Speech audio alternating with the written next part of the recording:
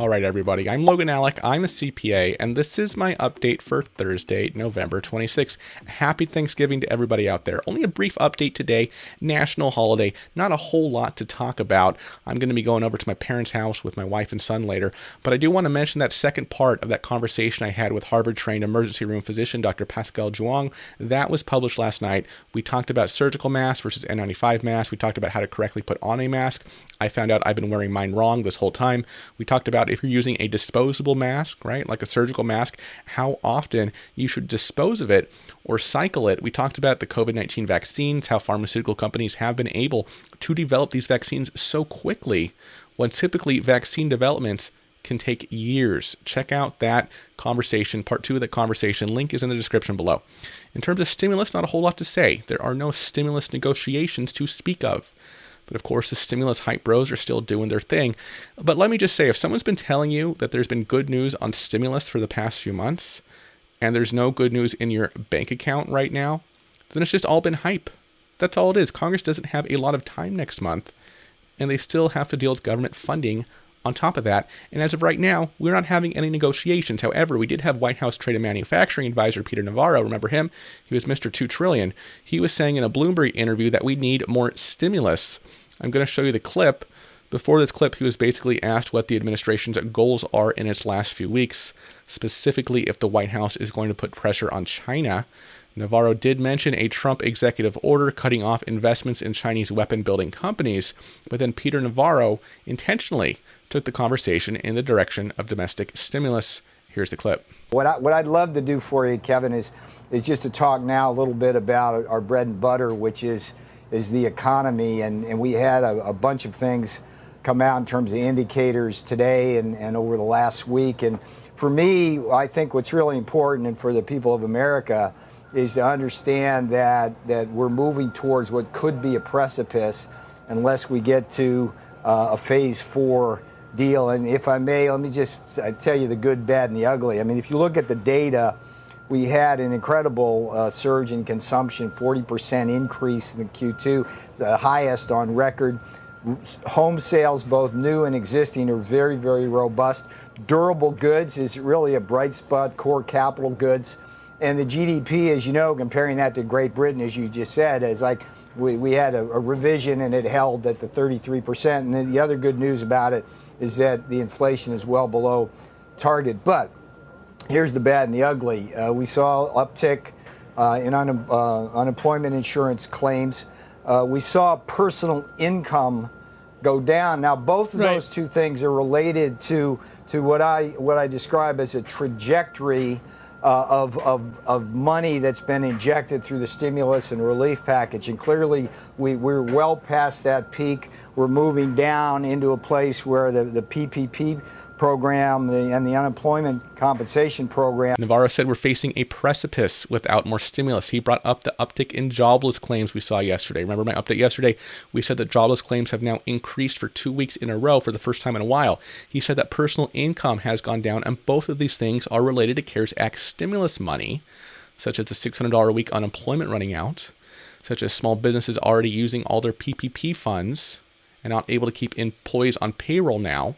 These are direct effects of that stimulus money running out. Then Navarro was asked if he supported Mnuchin's decision to end various Fed lending facilities and request the Fed to transfer the money back to the Treasury's general fund, which Fed Chair Jerome Powell said would be done. Here's the clip. Well, do you support Secretary Mnuchin's decision to try to put $426 billion back into a private account from the Federal Reserve? I mean, when so many states, as you know, are red states, blue states are calling on there to be immediate assistance, why not just use the money that's already been allocated?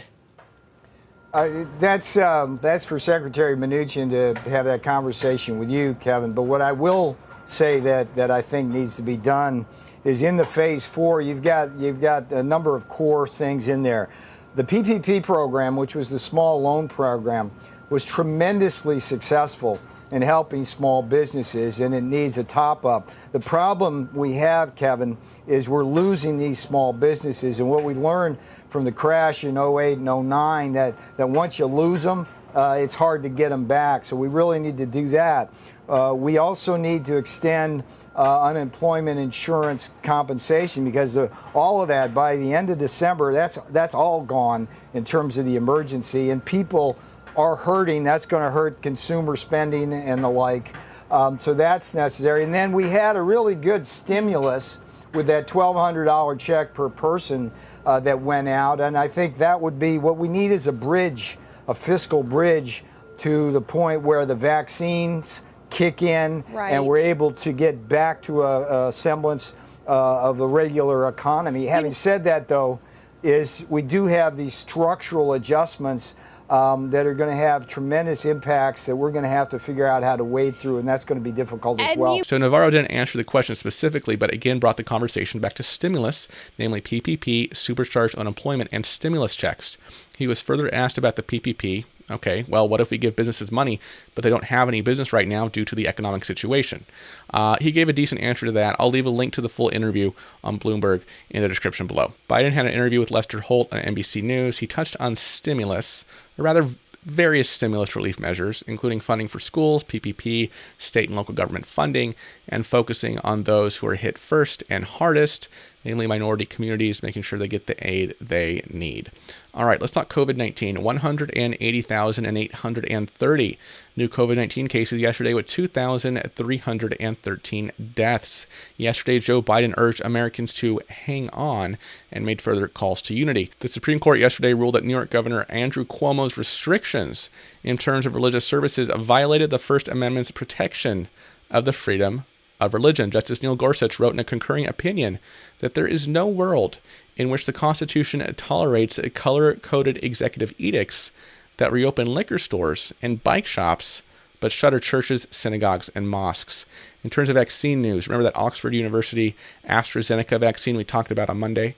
Well, it turns out that some folks aren't really trusting the results that were released because of that interesting dosing issue, right? It turned out that giving folks a half dose first and then a full dose turned out to be more effective than giving 2 full doses. But it actually turned out that that was a mistake, given that first half dose, right? They mistakenly gave some individuals a half dose, and this is making some scientists and regulators concerned about the quality of the research and trials that were performed on the AstraZeneca vaccine.